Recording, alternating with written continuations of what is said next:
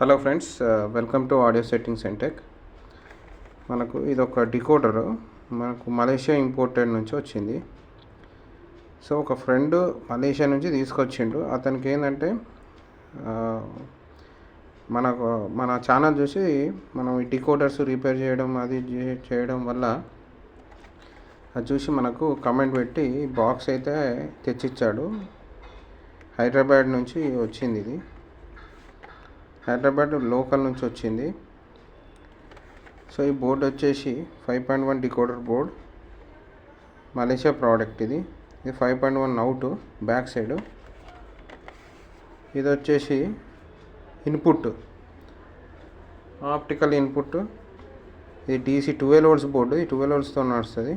Coaxial 2, coaxial 1, aux left right, aux 1, aux 2, left right. అంటే ఇది TV నుంచి setup box నుంచి ఇన్పుట్ ఇస్తే నడుస్తుంది. ఇది ఆప్టికల్ కూడా సెటప్ బాక్స్ నుంచి ఇన్పుట్ ఇస్తే నడుస్తుంది. సో ఇది వచ్చేసి AC3 ఇన్పుట్. DVD నుంచి ప్రోలాజికల్ ఇన్పుట్ ఇస్తాము, 6 ఛానల్ DVD నుంచి కానీ ఇంకా వేరే హోమ్ థియేటర్స్ కానీ నుంచి తీసుకోవచ్చు. సో ఇక్కడ ఇండికేషన్స్ ఇచ్చాడు. ఇది ఇన్పుట్ బటను. ఇది BT బ్లూటూత్ కూడా ఉంది దీనికి. ఇది AC3 అంటే AC3 మీకు ఇంతకుముందు ఎక్స్ప్లెయిన్ చేశాను. AC3 నుంచి వస్తుంది. సో ఇది వచ్చేసి aux 1, aux 2, coaxial 2, optical, IR remote. ఇది రిమోట్ పర్పస్. దీని రిమోట్ కూడా వచ్చింది కానీ మన కస్టమర్ ఇవ్వలేదు. సో నిన్న ఒక 1 day బ్యాక్ నేను ఒక షార్ట్ పెట్టాను వీడియో. సేమ్ బాక్స్ మనకు లోకల్లో దొరుకుతుంది అని మనకు ఒక యూట్యూబ్ వ్యూవర్ కమెంట్ పెట్టాడు. ఇది లోకల్ బోర్డు, మలేషియా నుంచి రాలేదు, ఇది ఆస్ట్రా కిట్ బోర్డు అని అన్నాడు. కానీ నేను ఇది ఓపెన్ చేసి చూసిన, దీంట్లో ఆస్ట్రా బోర్డు అయితే ఏం లేదు. కావాలంటే ఇప్పుడు మీకు బోర్డు కూడా నేను ఇది ఓపెన్ చేసి చూపిస్తాను. సో ఇది క్యాప్ అయితే ఓపెన్ చేశాను. బోర్డు ఈ విధంగా ఉంది. ఈ టోటల్ బోర్డు ఓపెన్ చేద్దాం ఇప్పుడు.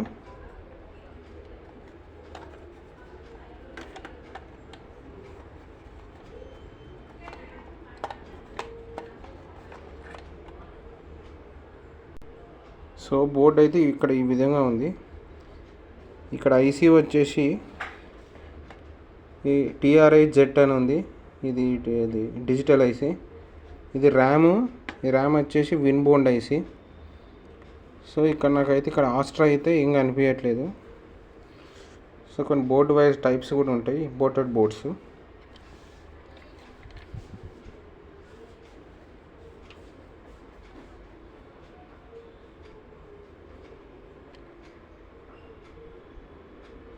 సో ఇది నాకు మెయిన్ రీజన్ ఏంటంటే, ఇది నాకు ఈ బాక్స్ ఎందుకు వచ్చిందంటే పవర్ సప్లై ప్రాబ్లం ఉంది.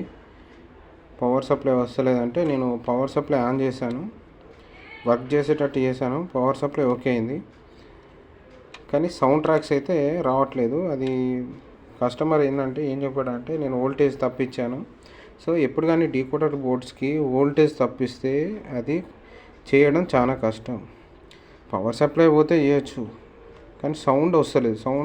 వస్తలేదు అంటే ఇన్ని ICలు ఈ సర్క్యూట్ ప్రింట్లో ఎక్కడో ట్రాక్ మిస్ అవుతుంది. ట్రాక్ మిస్ కావచ్చు, లేకపోతే షార్ట్ కావచ్చు, అందుకని సౌండ్ రావట్లేదు.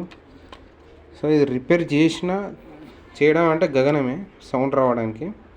ఒకవేళ వచ్చినా మళ్ళీ పోతుంది. సో వోల్టేజ్ ఇచ్చేటప్పుడే మీరు జాగ్రత్తగా ఇచ్చుకోవాలి. ఎంత వోల్టేజ్ ఇవ్వాలి, ఎంత యాంప్స్ ఇవ్వాలి ఈ డీకోడర్ బోర్డ్స్కి. అట్లా మనం ఫాలో అయితే ఈ డికోడర్ బోర్డ్స్కి అయితే రిపేర్స్ రావు.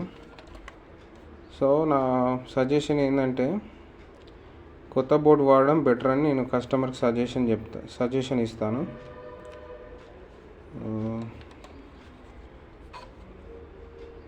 మీకు కూడా ఇలాంటి ఏమైనా బోర్డు ఉంటే నాకు కామెంట్ చేయండి.